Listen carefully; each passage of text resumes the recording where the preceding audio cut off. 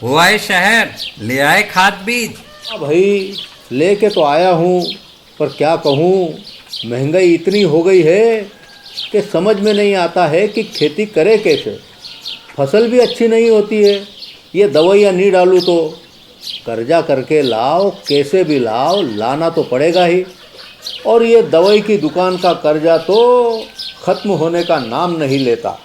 लाना तो मुझे भी है, पर सब कुछ इतना महंगा है। कहाँ से लाऊं, किससे खरीदूं, किसके पास सही दामों में मिलेगा और क्वालिटी उत्पाद भी मिलेगा या नहीं। अपनी फसलों की सही दवाओं के लिए दूर दूर तक शहरों में जाना और दवाओं को लाना पड़ता है। फसलों के लिए दवाएं सही है या नहीं, ये जानकारी भी नहीं होती। फसलों की कटाई पर सही दाम मिलेंगे या नहीं, इन तमाम मुश्किलों से दूर होने के लिए आइए खेती बाड़ी केंद्र। खेती बाड़ी केंद्र एक ऑनलाइन सेवा केंद्र है जिससे आप अपने मोबाइल के द्वारा जुड़ सकते हैं, जहां आपको अपनी खेती के लिए सही प्रकार की दवाएं मिलेंगी, वो भी होलसेल मूल्य पर। वो सभी दवाएं सीधा निर्माता से लेकर आप तक पहुंचाते हैं, यानी कि बीच में होने वाले सारे खर्च की बचत आपकी जेब में। साथ ही साथ दवाओं को लाने और ले जाने की झंझट से भी छुटकारा।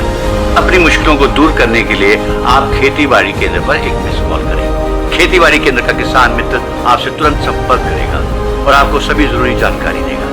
खेती बाड़ी केंद्र की फ्रेंचाइजी लेकर खेती बाड़ी मित्र बनिए और किसानों की सेवा कर देश की तरक्की में भागीदार बने। आज ही संपर्क करें नीचे दिए गए नंबर पर और खेती बाड़ी केंद्र से जुड़े। ये है खेती बाड़ी केंद्र ऐप।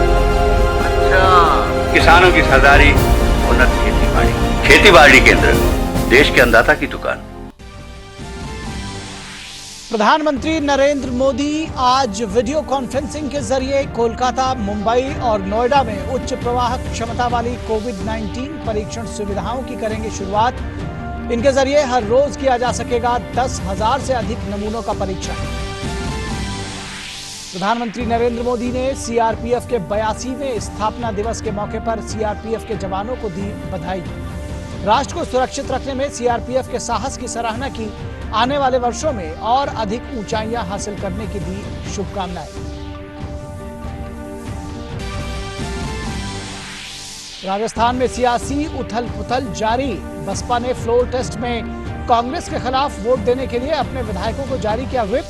बीएसपी विधायकों ने के कांग्रेस में विलय के खिलाफ याचिका पर हाईकोर्ट में आज सुनवाई।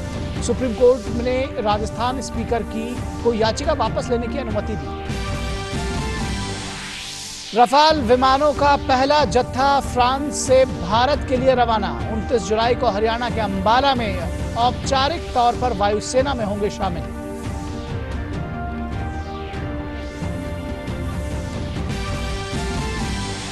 आरबीआई गवर्नर शक्तिकांत दास ने सीआईआई की राष्ट्रीय परिषद के सदस्यों को किया संबोधित। कहा, सरप्लस प्रबंधन आज के दौर में है एक चुनौती।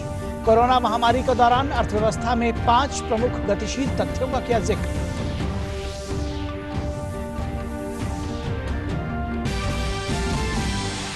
केंद्र ने टेस्टिंग, ट्रैकिंग और ट्रीटिंग की रफ्तार तेज करने की दी सलाह। भारत में लगातार तीसरे दिन कोविड-19 के नमूनों की रिकॉर्ड जांच की गई।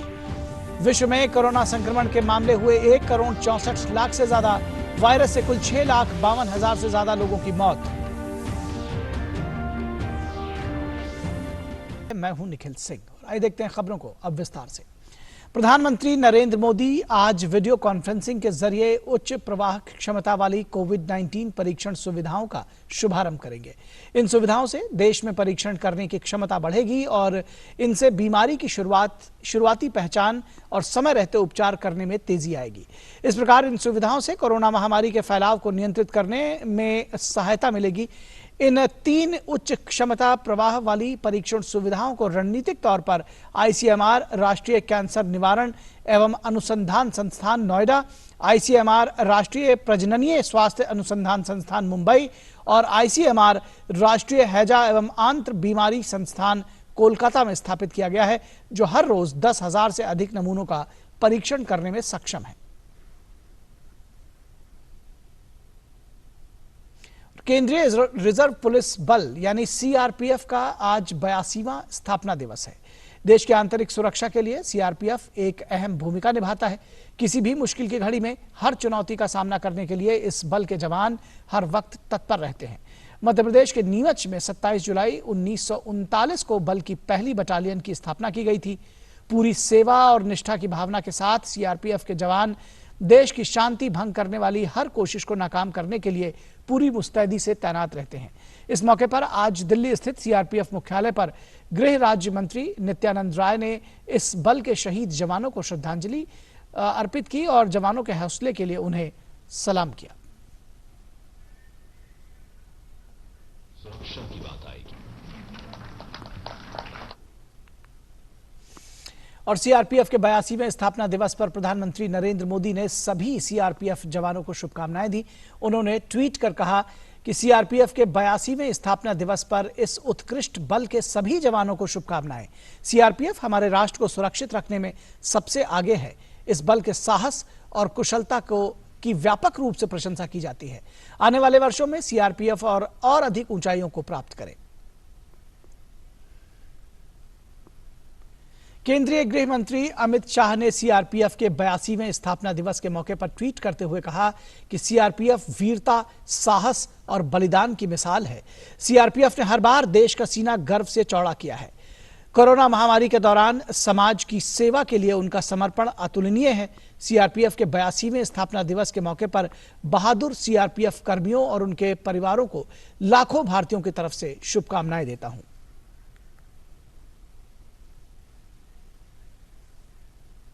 और भारतीय वायुसेना के लिए पहले बैच के 5 राफेल लड़ाकू विमान आज फ्रांस से अंबाला एयरबेस के लिए रवाना हो गए।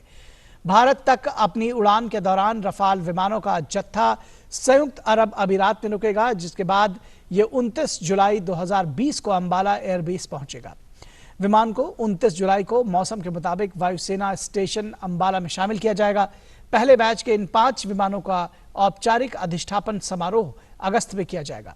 वायुसेना के एयर क्रू और ग्राउंड क्रू ने अपने अत्यधिक उन्नत हथियार प्रणालियों सहित विमान पर व्यापक प्रशिक्षण प्राप्त किया है। और बढ़ते अगली खबर की तरफ। खबर राजस्थान की सियासत से जुड़ी हुई। राजस्थान विधानसभा अध्यक्ष सीपी जोशी ने सुप्रीम कोर्ट में दायर अपनी अपील वापस ले ली है। आज सुनवाई शुरू होते ही स्पीकर की ओर से पेश हुए वरिष्ठ वकील कपिल सिब्बल ने कोर्ट से याचिका वापस लेने का आग्रह किया। सिब्बल ने कहा कि शुक्रवार को हाईकोर्ट द्वारा दिए गए विस्तृत आदेश का अध्ययन कर वो दोबारा नई अपील दाखिल कर सकते हैं।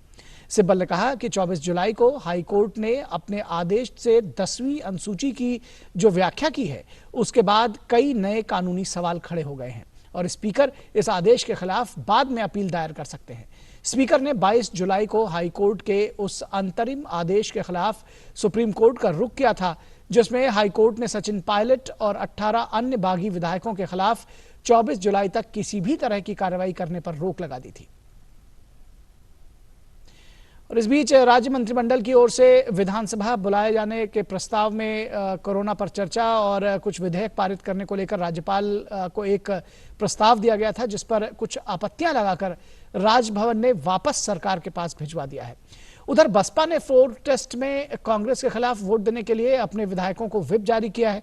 इसके साथ ही व्हिप का उल्लंघन करने पर विधानसभा की सदस्यता रद्द करने की कार्रवाई की चेतावनी भी दी गई है।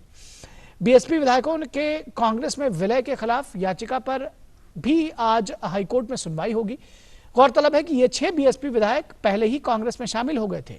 बीएसपी इन 6 विधायकों के कांग्रेस में विलय को गैर कानूनी और असंवैधानिक करार देने के साथ साथ इसे उच्चतम न्यायालय के फैसलों के खिलाफ भी बता रही है। और बढ़ते हैं अगली खबर की तरफ। रिजर्व बैंक के गवर्नर शक्तिकांत दास ने आज सीआईआई के राष्ट्रीय अधिवेशन के राष्ट्रीय परिषद के सदस्यों को संबोधित किया। उन्होंने कहा कि मौजूदा दौर में सरप्लस मैनेजमेंट एक चुनौती है। हालांकि सरकार की ओर से आवश्यक वस्तु अधिनियम सहित उठाए गए कदमों से फायदा हो रहा है। उन्होंने कहा कि बैंकों को सलाह दी गई है कि वो प्रतिकूल परिस्थितियों में दबाव सहने की क्षमता का परीक्षण करें और चुनौतियों का मुकाबला करने के लिए पूंजी जुटाएं। 5 प्रमुख गतिशील तथ्यों का जिक्र करते हुए गवर्नर ने कहा कि कृषि क्षेत्र के पक्ष में बदलाव देखने को मिले हैं। उन्होंने बताया कि तथ्यों में सूचना और संचार प्रौद्योगिकी का उपयोग करना और बिजली विकास के लिए स्टार्टअप्स को बढ़ावा देना भी इसमें शामिल है।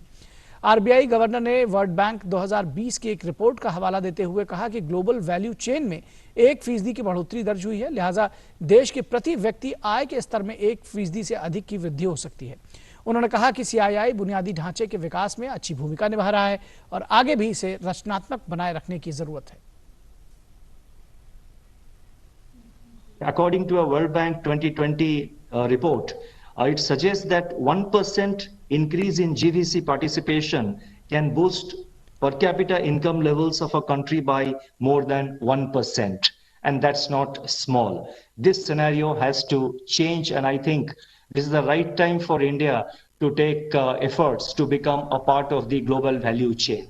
And here the focus and emphasis will have to be on productivity and will have to be on the quality of our products and services.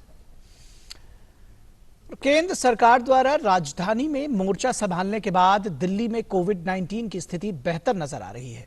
Delhi में जहां संक्रमण के मामलों में कमी आई है, तो वहीं दिन ब दिन रिकवरी दर में लगातार वृद्धि इसका सबूत है। स्वास्थ्य मंत्रालय ने भी ट्वीट करते हुए बताया है कि कई केंद्रीय अस्पतालों में बड़ी संख्या में कोविड बेड खाली पड़े हुए हैं। स्वास्थ्य मंत्रालय ने ट्वीट में बताया है कि दिल्ली में कोविड-19 स्थिति के प्रबंधन में केंद्र सरकार के प्रभावी हस्तक्षेप के बाद दिखाई देने वाले परिणाम 3 केंद्रीय सरकारी अस्पतालों और नई दिल्ली में स्थित एम्स में उपलब्ध कोविड बेड की संख्या से स्पष्ट है। डॉक्टर राम मनोहर लोहिया, सफदरजंग और लेडी हार्डिंग मेडिकल कॉलेज अस्पतालों में आज सुबह 7 बजे तक कुल 529 कोविड बेड के मुकाबले 404 कोविड बेड खाली थे। वहीं एम्स और पूरी दुनिया में कोविड-19 महामारी के कारण बेहाल जैसी स्थिति बनी हुई है और संक्रमण के मामले हर दिन लगातार बढ़ते जा रहे हैं। दुनिया भर में कोरोना संक्रमितों की संख्या 1,64,00,000 से ज्यादा हो चुकी है, जबकि 6,52,000 से ज्यादा लोग इस महामारी के चलते अपनी जान गंवा चुके हैं। कोरोना वायरस के कारण अमेरिका सबसे ज्यादा प्रभावित है, जहां संक्रमण के मामलों में लगातार वृद्धि देखी जा रही है। यहाँ 43,71,000 से ज्यादा लोग संक्रमित हैं, जबकि 1,49,000 से ज्यादा लोगों की मौत हो चुकी है। कैलिफोर्निया, न्यूयॉर्क और फ्लोरिडा देश के सबसे ज्यादा प्रभावित राज्य हैं। पिछले 24 घंटों में फ्लोरिडा में 9,300 से अधिक मामले सामने आए हैं। वहीं कैलिफोर्निया में भी इस दौरान 5,700 से अधिक मामले सामने आए। वहीं रिपब्लिकन सांसद आज अगला कोविड-19 सहायता पैकेज पेश कर सकते हैं, जिसे व्हाइट हाउस का समर्थन हासिल होने का दावा किया जा रहा है। अमेरिका के वित्त मंत्री स्टीवन नुचिन ने कहा है कि बेरोजगारों को मदद देने वाले पैकेज की अवधि समाप्त हो रही है और इसका विस्तार करना राष्ट्रपति की शीर्ष प्राथमिकताओं में से एक है। वहीं ब्राजील में भी इस महामारी के कारण लगातार संकट की स्थिति बनी हुई है। देश में पिछले 24 घंटे के दौरान करीब 23,000 से ज्यादा संक्रमण के मामले सामने आए हैं, जिससे ब्राजील में संक्रमितों की कुल संख्या 24,19,000 से अधिक हो चुकी है, जबकि 87,000 से अधिक लोगों की इस महामारी के कारण जान जा चुकी है। वहीं रियो डी जेनेरियो में अधिकारियों ने इस साल कोपाकबाना में आयोजित होने वाले नए साल के रंगारंग कार्यक्रम को महामारी के चलते रद्द कर दिया है। गौरतलब है कि यह कार्यक्रम पूरी दुनिया में मशहूर है और इसे देखने के लिए दुनिया भर से लोग कोपाकबाना आते हैं। ओ काका, हुआ है शहर, ले आए खाद बीज? हाँ भाई, लेके तो आया हूँ, पर क्या कहूँ, महंगाई इतनी हो गई है कि समझ में नहीं आता है कि खेती करे कैसे। फसल भी अच्छी नहीं होती है, ये दवाइयाँ नहीं डालूँ तो कर्जा करके लाओ, कैसे भी लाओ, लाना तो पड़ेगा ही। और ये दवाई की दुकान का कर्जा तो ख़त्म होने का नाम नहीं लेता। लाना तो मुझे भी है, पर सब कुछ इतना महंगा है, कहाँ से लाऊं, किससे खरीदूं, किसके पास सही दामों में मिलेगा और क्वालिटी उत्पाद भी मिलेगा या नहीं। अपनी फसलों की सही दवाओं के लिए दूर दूर तक शहरों में जाना और दवाओं को लाना पड़ता है। फसलों के लिए दवाएं सही है या नहीं, ये जानकारी भी नहीं होती। फसलों की कटाई पर सही दाम मिलेंगे या नहीं, इन तमाम मुश्किलों से दूर होने के लिए आइए खेती बाड़ी केंद्र। खेती बाड़ी केंद्र एक ऑनलाइन सेवा केंद्र है, जिससे आप अपने मोबाइल के द्वारा जुड़ सकते हैं, जहां आपको अपनी खेती के लिए सही प्रकार की दवाएं मिलेंगी, वो भी होलसेल मूल्य पर। वो सभी दवाएं सीधा निर्माता से लेकर आप तक पहुंचाते हैं, यानी कि बीच में होने वाले सारे खर्च की बचत आपकी जेब में। साथ ही साथ दवाओं को लाने और ले जाने की झंझट से भी छुटकारा। अपनी मुश्किलों को दूर करने के लिए आप खेती बाड़ी केंद्र पर एक मिस कॉल करें। खेती बाड़ी केंद्र का किसान मित्र आपसे तुरंत संपर्क करेगा और आपको सभी जरूरी जानकारी देगा। खेती बाड़ी केंद्र की फ्रेंचाइजी लेकर खेती बाड़ी मित्र बनिए और किसानों की सेवा कर देश की तरक्की में भागीदार बने। आज ही संपर्क करें नीचे दिए गए नंबर पर और खेती बाड़ी केंद्र से जुड़े। ये है खेती बाड़ी केंद्र ऐप। अच्छा, किसानों की सरदारी, उन्नत खेती बाड़ी। खेती बाड़ी केंद्र, देश के अन्नदाता की दुकान।